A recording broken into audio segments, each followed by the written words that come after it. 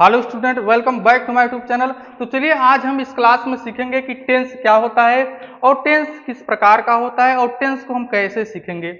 बहुत सारे बच्चे क्या होते हैं, इंग्लिश में शुरुआत में टेंस सीखना चाहते हैं लेकिन उनको ना टेंस समझ में नहीं आता है, क्योंकि स्कूल में क्या होता है, स्कूल में टेंस उनको पूरा इंग्लिश में पढ़ाया जाता है। उनको अंग्रेजी पढ़ना होता है, अंग्रेजी पहले से ही नहीं आता है, लेकिन स्कूल में टेंस को भी पूरा इंग्लिश टू इंग्लिश पढ़ाया जाता है, इसलिए समझ नहीं आता है। तो चलिए आज हम टेंस को इस प्रकार सीखेंगे, थोड़ा हिंदी में भी सीखेंगे कि टेंस का नियम क्या होता है और टेंस कितने प्रकार का होता है, कैसे हम पढ़ेंगे। तो क्लास को हम धीरे धीरे पढ़ेंगे, यह क्लास 5 से 6 दिन अर्थात 6 दिन भी लग सकता है टेंस खत्म होने में। तो चलिए हम धीरे धीरे पढ़ेंगे कि टेंस क्या होता है। और टेंस हमें 12 प्रकार का होता है, 12 टेंस में पढ़ना होता है। कितना टेंस पढ़ना होता है? 12 टेंस। तो चलिए सबसे पहले हम देखेंगे कि टेंस के प्रकार और टेंस कैसे कैसे पढ़ना है। तो चलिए पहला नंबर टेंस लिखा गया है TENS। साथ में क्या करेंगे ना, आप जब घर पर जाएंगे तो मीनिंग याद कर लीजिएगा, स्पेलिंग घर पर याद कर लीजिएगा कि टेंस का स्पेलिंग क्या होता है, TENSE। ऐसे घर पर आप 5 से 6 बार 7 बार, जितनी बार आपको याद ना हो उतनी बार घर पर बोलिए, क्योंकि स्पेलिंग शुरुआत में तो याद करना होगा ना। शुरुआत में आपको याद करना होगा कि किस मीनिंग का कौन सा स्पेलिंग होता है। तो चलिए यहाँ पर लिखा गया है टेंस, और टेंस का हिंदी क्या होता है? काल। यदि आपसे पूछा जाए कि टेंस की परिभाषा बताइए, तो आपको सबसे सिंपल और सरल परिभाषा बताना है कि क्रिया के रूप को काल कहते हैं। क्या बताना है? कि क्रिया के रूप को काल कहते हैं। तो काल का परिभाषा क्या हो गया? काल का मतलब टेंस। तो टेंस का परिभाषा हो गया कि क्रिया के रूप को काल कहते हैं, सबसे छोटा परिभाषा और सबसे सही परिभाषा। और इसी को इंग्लिश में कहते हैं कि द फॉर्म, इंग्लिश में इसका परिभाषा होता है कि the form of the verb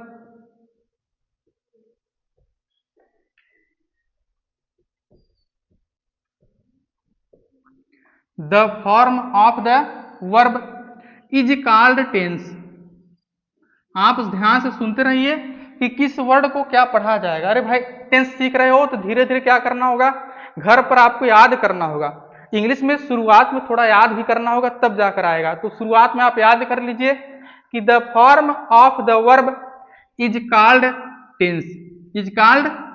अर्थात जो ऊपर लिखा गया है ना हिंदी में परिभाषा कि क्रिया के रूप को काल कहते हैं, इसी का इंग्लिश परिभाषा है कि काल का 3 भाग होता है। काल के कितने भाग होते हैं? 3। अर्थात यहां पर हम लिखेंगे कि काल 3 प्रकार का होता है। काल 3 प्रकार का होता है। चलिए क्या लिखा गया है?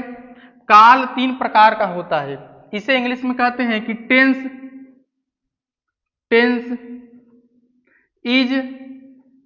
Tense is divided in 3 parts. Parts का मतलब भाग। ध्यान से देखिए, टेंस का मतलब काल, इज मतलब है या होता है, डिवाइडेड का मतलब होता है बांटा गया है, इन 3 पार्ट्स मतलब 3 भागों में। अर्थात काल को 3 भागों में बांटा गया है। काल को 3 भागों में बांटा गया, चाहे ऐसे कहिए चाहे ऐसे कहिए आप कि काल 3 प्रकार का होता है। तो काल 3 प्रकार का होता है, उसी का इंग्लिश में लिखा गया है कि tense is divided in 3 parts. अर्थात टेंस कितने प्रकार का होता है? 3 प्रकार। टेंस का परिभाषा ऊपर लिखा गया है, हिंदी में भी इंग्लिश में भी। और टेंस मतलब काल 3 प्रकार का होता है, इसका इंग्लिश में लिखा गया है। अब देखिए टेंस जो 3 प्रकार का होता है उसका नाम क्या क्या है। तो पहले नंबर का नाम रखा गया है प्रेजेंट टेंस। पहले का नाम क्या रखा गया है? Present tense. पहले नंबर का नाम रखा गया है प्रेजेंट टेंस। इसे हिंदी में कहते हैं वर्तमान काल। हिंदी में क्या कहते हैं? वर्तमान काल। और दूसरा नंबर जो हमारा होता है, दूसरा नंबर हमारा होता है पास्ट टेंस। आप शुरुआत में घर पर हिंदी में इंग्लिश में दोनों परिभाषा याद कर लीजिए। दूसरे नंबर का नाम रखा गया है पास्ट टेंस। पास्ट टेंस को हिंदी में कहते हैं भूतकाल। क्या कहते हैं? भूतकाल। और तीसरा नंबर जो होता है उसका नाम रखा गया है फ्यूचर टेंस। तीसरे नंबर का नाम क्या रखा गया है? तीसरे नंबर का नाम रखा गया है फ्यूचर टेंस। इसे हिंदी में कहते हैं भविष्य काल। भविष्य काल। तो देखिए टेंस हो गया, टेंस का परिभाषा क्या हो गया कि क्रिया के रूप को काल कहते हैं। काल 3 प्रकार का होता है, वर्तमान काल, भूतकाल, भविष्य काल। हिंदी में भी लिखा गया और इंग्लिश में लिखा गया है। अब देखिए टेंस जो 3 प्रकार का है, टेंस लिखा गया है इन 3 पार्ट्स, मतलब टेंस कितने प्रकार का होता है? 3 प्रकार का। कौन कौन? Present tense, past tense, future tense. Hindi में वर्तमान काल, भूतकाल, भविष्य काल। अब यह जो तीनों टेंस है ना, तीनों, अब यह 4 प्रकार का होता है। जैसे प्रेजेंट टेंस 4 प्रकार का होगा, पास्ट टेंस 4 प्रकार का होगा और फ्यूचर टेंस भी 4 प्रकार का होगा। लिखिए मत, अभी ध्यान से देखते रहिए। तो यहां पर हम लिखेंगे कि प्रत्येक टेंस को हिंदी में कहेंगे काल। प्रत्येक काल 4 प्रकार का होता है। प्रत्येक काल 4 प्रकार का होता है, प्रकार का होता है। इसे इंग्लिश में क्या कहते हैं? प्रत्येक को इंग्लिश में कहते हैं ईच। ईच मतलब प्रत्येक, अर्थात इसका इंग्लिश में क्या होता है? ध्यान से देखिए, इंग्लिश में इसे कहते हैं कि each tense is divided in 4 का मतलब होता है 4, 4 पार्ट्स। पार्ट का मतलब भाग, लगा देंगे यस। तो प्रत्येक काल 4 प्रकार का होता है। प्रत्येक को इंग्लिश में कहते हैं ईच। ईच टेंस मतलब प्रत्येक काल, इज मतलब होता है, डिवाइडेड मतलब बांटा गया है, अर्थात प्रत्येक काल को बांटा गया है इन 4 पार्ट्स का मतलब 4 भागों में। प्रत्येक काल को 4 भागों में बांटा गया है, उसी का हिंदी में लिखा गया है कि प्रत्येक काल 4 प्रकार का होता है। तो हिंदी में क्या लिखा गया है? प्रत्येक काल 4 प्रकार का होता है। पहले नंबर का नाम रखा गया है, ध्यान देखिए, पहले नंबर का नाम रखा गया है इंडिफिनिट टेंस, अर्थात पहले का नाम रखा गया है इंडिफिनिट। ध्यान से देखते रहिए, इंडिफिनिट। दूसरे नंबर का नाम रखा गया है कॉन्टिन्यूअस, कॉन्टिन्यूअस। तीसरे का नाम रखा गया है परफेक्ट, परफेक्ट। और अगले नंबर, चौथे नंबर का नाम रखा गया है परफेक्ट कॉन्टिन्यूअस। यह क्या है अभी आपको समझ आएगा। इंडिफिनिट को हिंदी में कहते हैं अनिश्चित। क्या कहते हैं? अनिश्चित, अनिश्चित। कॉन्टिन्यूअस को कहते हैं निरंतर। क्या कहते हैं? निरंतर, या इसी को कहते हैं निरंतर या जारी या लगातार। तो सही सही है, यही जो शुरुआत में लिखा है यही जानना है, इसे कहते हैं निरंतर। परफेक्ट कहते हैं हिंदी में पूर्ण, पूर्ण का मतलब पूरा, और इसे कहते हैं पूर्ण निरंतर।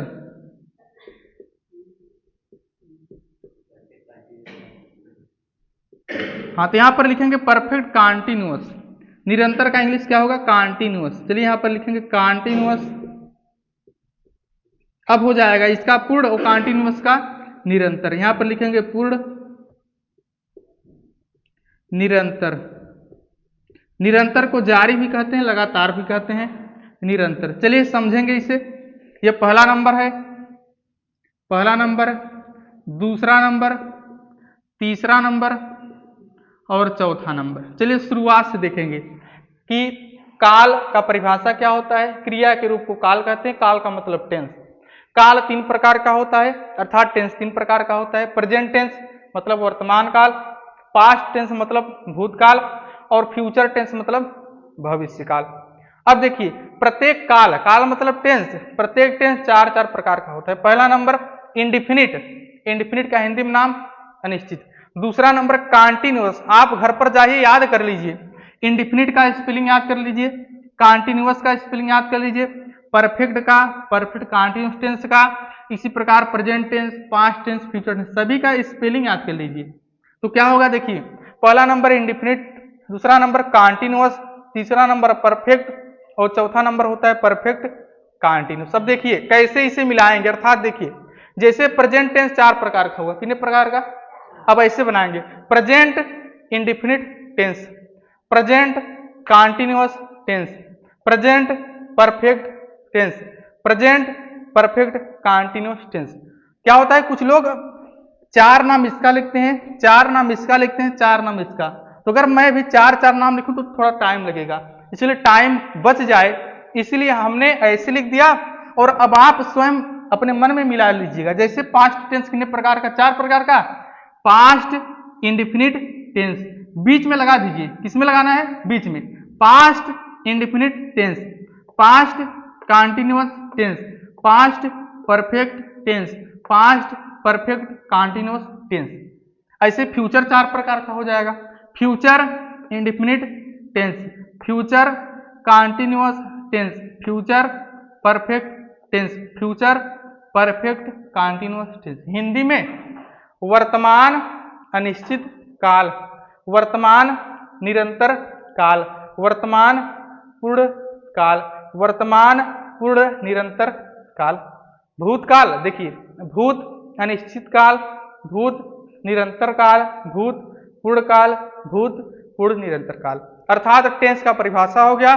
टेंस 3 प्रकार का होता है।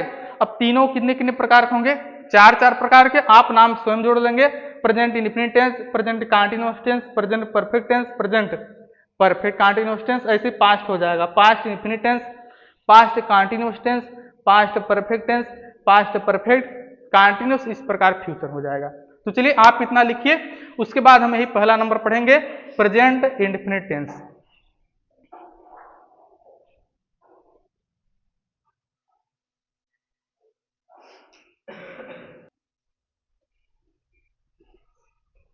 चलिए अब पहला नंबर हम टेंस पढ़ेंगे जिसका नाम लिखा गया है प्रेजेंट इंडेफिनिट टेंस। ऐसे हम क्या करेंगे, प्रेजेंट का 4 टेंस पढ़ेंगे। जब हमारा प्रेजेंट का 4 टेंस हो जाएगा तब हम पास्ट का 4 टेंस पढ़ेंगे।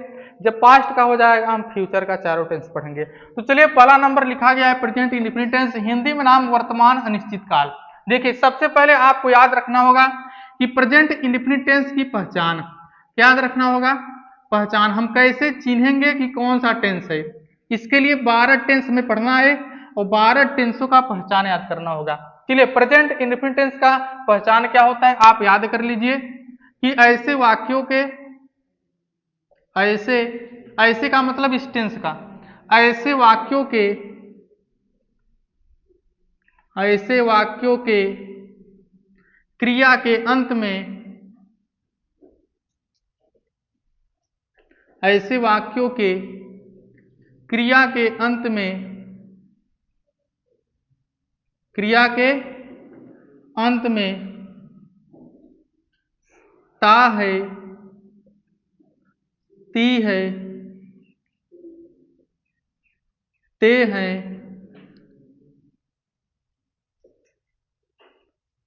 ता हूं इत्यादि शब्द लगा रहता है, इत्यादि शब्द लगा रहता है। तो पहचान सबसे पहले टेंस का आपको पहचान याद होना चाहिए, आप याद कर लीजिएगा कि प्रेजेंट इंडेफिनिट टेंस का पहचान क्या होता है, ऐसे वाक्यों के क्रिया के अंत में ता है, ती है, ते है, ता हूं इत्यादि शब्द लगा रहता है। प्रेजेंट इंडेफिनिट टेंस का पहचान हो गया। पहचान क्या है, अंत में लिखा होना चाहिए ता है, ती है, ते है, ता हूं, लगा होना चाहिए क्रिया के अंत में। किसके अंत में, क्रिया। क्रिया का मतलब क्या होता है, जैसे पढ़ना, लिखना, देखना, दौड़ना, उसके अंत में क्या लिखा होना चाहिए, ता है, ती है, ते हूं। समझ आइए, जैसे अगर लिखा गया ऐसे, ऐसे लिखा गया है कि वह जाता है, वह जाता है, बताइए अंत में क्या लिखा गया है, ता है, या लिखा गया है ना, ता है, इसका मतलब है कौन टेंस हो गया, प्रेजेंट इंडेफिनिट टेंस। वह जाता है। और ऐसे भी लिखा होता है कि वह तोता है, वह तोता है, इसके भी अंत में क्या लिखा गया है? ता है। तो वह जाता है, यह प्रेजेंट इंडेफिनिट टेंस है। वह तोता है, प्रेजेंट इंडेफिनिट टेंस नहीं है। क्यों? क्योंकि जाना क्या है? जाना, जाना, पढ़ना, लिखना, दौड़ना, इसे हम क्या कहते हैं? क्रिया। तो यहां लिखा गया है कि ऐसे वाक्यों के क्रिया के अंत में ता है, ती है, ते हूं, ता हूं इत्यादि शब्द लगा रहता है। तोता क्रिया है, तोता तो नाम है ना। तो वह जाता है, यह प्रेजेंट इंडेफिनिट टेंस है। वह तोता है, यह तो यूज हो गया ना, वह तोता है, तो हो जाएगा दैट इज अ पैरट। तो इसका ट्रांसलेशन नहीं होगा क्योंकि यह टेंस नहीं है। टेंस कब होगा? इसके भी अंत में ता है, इसके भी अंत में ता है, लेकिन याद रखिए किसके अंत में होना चाहिए? क्रिया। क्रिया का मतलब काम, और काम का मतलब पढ़ना, लिखना, देखना, उसके अंत में होना चाहिए। वह तोता है, वह चीता है, वह ये दोनों क्या है? यूज है। दैट इज अ पैरट, ऐसे हो जाएगा। समझ आई ना? तो चलिए, वह जाता है हमारा टेंस है। अब अगला नंबर हम जानेंगे, आप याद कर लीजिए कि प्रेजेंट इंडेफिनिट टेंस का सहायक क्रिया क्या होता है? सहायक क्रिया। तो प्रेजेंट इंडेफिनिट टेंस का सहायक जो क्रिया होता है, आप याद रखिए, सहायक क्रिया को इंग्लिश में कहते हैं हेल्पिंग वर्ब। सहायक क्रिया को इंग्लिश में क्या कहते हैं? Helping verb. Helping verb. Help, help का मतलब सहायता करना, तो हेल्प से क्या हो गया? हेल्पिंग। वर्ब का मतलब आपको बताया गया, वर्ब का मतलब क्रिया। तो हेल्पिंग वर्ब मतलब सहायक क्रिया। हेल्पिंग वर्ब इसे ऐसे भी लिखते हैं एच वी। आपसे पूछा जाएगा कि प्रेजेंट इंडेफिनिट टेंस का एच वी बताइए। क्या बताइए? H we. तो एच वी का मतलब क्या? Helping verb. हेल्पिंग वर्ब का हिंदी सहायक क्रिया। तो प्रेजेंट इंडेफिनिट टेंस का आपसे पूछा जाएगा एच वी, तो आपको बताना है डू, डी ओ, डू, और does, D O E S. तो याद रखिए, प्रेजेंट इंडेफिनिट टेंस का हेल्पिंग वर्ब होता है डू और डज। पहचान होता है ऐसे वाक्यों की क्रिया के अंत में ता है, ती है, ते हैं, ताहू इत्यादि शब्द लगा रहता है। ठीक है ना? अब टेंस में क्या होता है? टेंस में हम सीरियल से पढ़ते हैं, जैसे affirmative sentence, negative sentence, interrogative sentence. ठीक है ना? तो चलिए, अब पहला नंबर हम पढ़ेंगे जिसका नाम है अफर्मेटिव सेंटेंस। पहला नंबर हमें कैसा सेंटेंस पढ़ना है? पहला नंबर का नाम रखा गया है अफर्मेटिव सेंटेंस।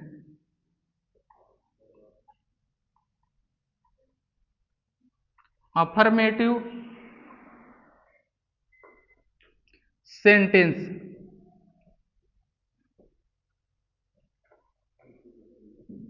अफर्मेटिव सेंटेंस इसे हिंदी में कहते हैं स्वीकारात्मक वाक्य। क्या कहते हैं? स्वीकारात्मक, स्वीकारात्मक वाक्य। इसी को कहते हैं सकारात्मक वाक्य, या इसी के एक और नाम है। क्या नाम है? सकारात्मक वाक्य। तो पहला नंबर हमें कैसा वाक्य पढ़ना होता है? स्वीकारात्मक या सकारात्मक वाक्य। कुछ लोग इसी का नाम रखे हैं सिंपल सेंटेंस। अफर्मेटिव सेंटेंस का क्या नाम रखते हैं? सिंपल सेंटेंस, और हिंदी में साधारण वाक्य। तो चाहे अफर्मेटिव सेंटेंस को स्कूल में कैसे पढ़ाया जाता है? अफर्मेटिव सेंटेंस को स्कूल में कहा जाता है सिंपल सेंटेंस, साधारण वाक्य। लेकिन सही सही हमें ऐसे पढ़ना है अफर्मेटिव सेंटेंस, स्वीकारात्मक वाक्य या सकारात्मक वाक्य। अब देखिए, प्रेजेंट इंडेफिनिट टेंस में जब हम पढ़ते हैं सकारात्मक वाक्य, तो इसमें कुछ नियम होते हैं। क्या होते हैं? नियम। नियम क्या है? चलिए देखिए, नियम आपको क्या समझना है? नियम ध्यान से देखते रहिए। हमारा नियम क्या है?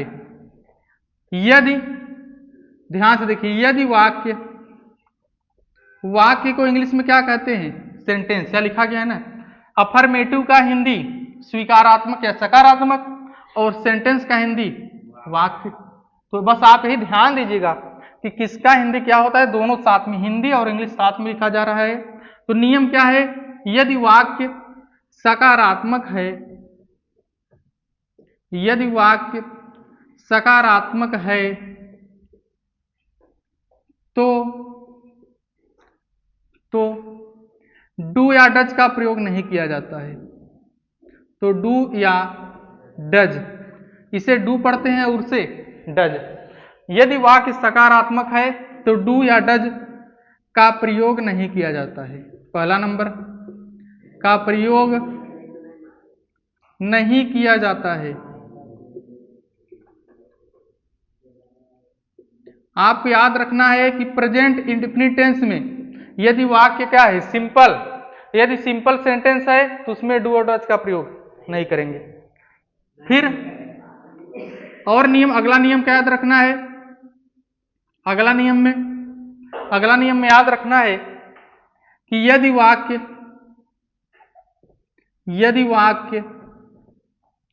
सकारात्मक है, यदि वाक्य सकारात्मक है तो एक वचनकर्ता के साथ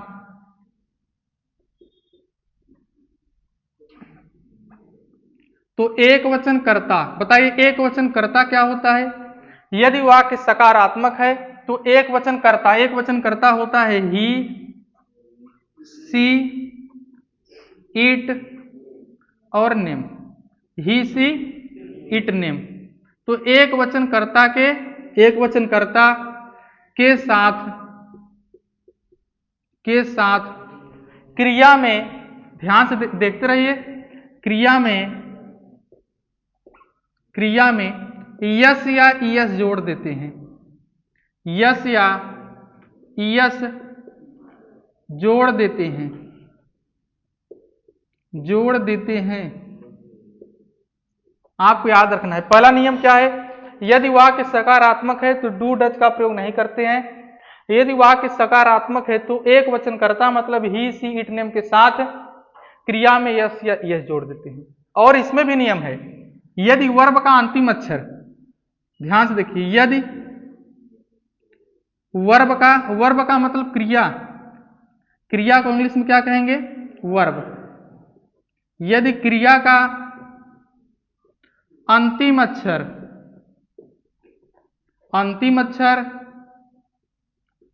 yes, double S, S H, C H, O X है तो ईएस लगाते हैं, देखिए नियम, अब ध्यान से देखिए, हम पहला नंबर पढ़ रहे हैं अफर्मेटिव सेंटेंस। यदि वाक्य सकारात्मक है, सकारात्मक का मतलब अफर्मेटिव, इसे ही कहते हैं सिंपल सेंटेंस। यदि वाक्य सिंपल सेंटेंस है तो डू डज का प्रयोग नहीं किया जाता है। यदि वाक्य सिंपल सेंटेंस मतलब सकारात्मक है तो एक वचनकर्ता ही, सी, इट, नेम के साथ क्रिया में यस या ईएस जोड़ देते हैं। अब इसमें भी नियम है, क्या नियम है, इसमें भी नियम है कि यदि क्रिया का अंतिम अक्षर S, double S, S S, C H O X है तो ईएस लगाते हैं। यस और यस जोड़ेंगे ही, लेकिन एक और नियम है, यदि अंतिम अक्षर यस है, डबल यस है, S S, C H O X है तब ईएस जोड़ेंगे। यदि ये सब नहीं है तब क्या जोड़ेंगे, यस। जैसे उदाहरण के माध्यम से समझिए तभी टेंस आपको समझ आएगा। चलिए उदाहरण के माध्यम से आप समझिए कि इसका उदाहरण क्या होगा। इसका उदाहरण जैसे देखिए पहला नंबर, इसका उदाहरण में पहला नंबर, ध्यान से देखिए, जैसे वह दौड़ता है, अब देखिए पहला नंबर आप चिन्हिए कौन टेंस है, बताइए अंत में क्या लिखा गया है, ता है, तो यदि ता लिखा गया है, ता है तो कौन सा टेंस है, प्रेजेंट इंडेफिनिट टेंस। वह दौड़ता है तो वह का इंग्लिश क्या लिखेंगे, पहले हम ही, क्या लिखेंगे, ही के बाद अब लिखा क्या है, डू डज का प्रयोग नहीं करते हैं, डू डज मत लगाइए, ही। अब दौड़ने का अंग्रेजी लिखिए, दौड़ने का क्या होता है, रन, ही लिखेंगे रन, RUN। अब नियम क्या है, नियम यह है कि ही, सी, इट, नेम के साथ क्रिया में यस या ईएस जोड़ते हैं। तो बताइए एक वचन करता है ना, ही, सी, इट, नेम, तो ही है, अब इसमें यस जोड़ेंगे या क्या जोड़ेंगे, ईएस। तो इसमें यस जोड़ा जाए कि ईएस जोड़ा जाए कैसे जानेंगे, अंतिम अक्षर देखिए, क्या अंतिम अक्षर यस है, double S, S H, C H O X, यदि होगा तब ईएस जोड़िए, नहीं है तो क्या जोड़ेंगे, यस। तो ही रन्स, वह दौड़ता है, ही रन्स, वह दौड़ता है। जैसे वो देखिए, वह जाता है, वह एक वचन करता रहेगा तभी यस या ईएस जुटेगा, और यस या ईएस में भी नियम है, वह जाता है वह का इंग्लिश ही लिखेंगे, जाना का गो लिखेंगे।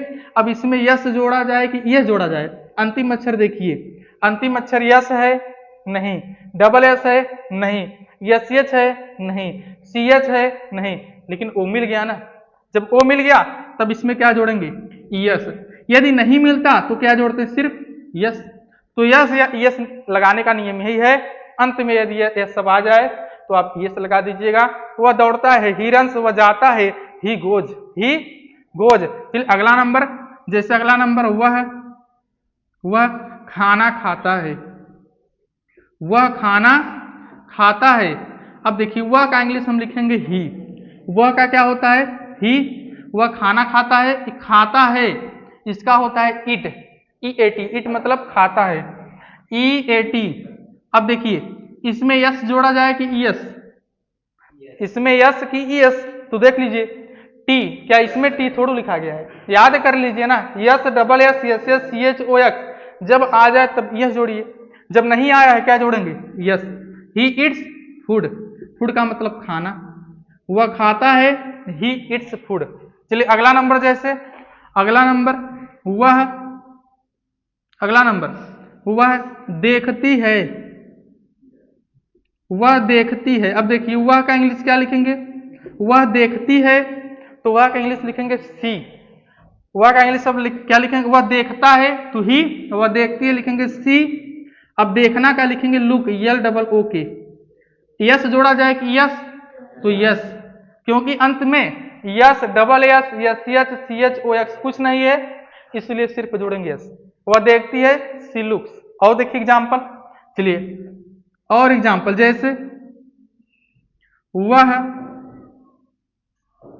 अगला नंबर, वह विद्यालय जाता है,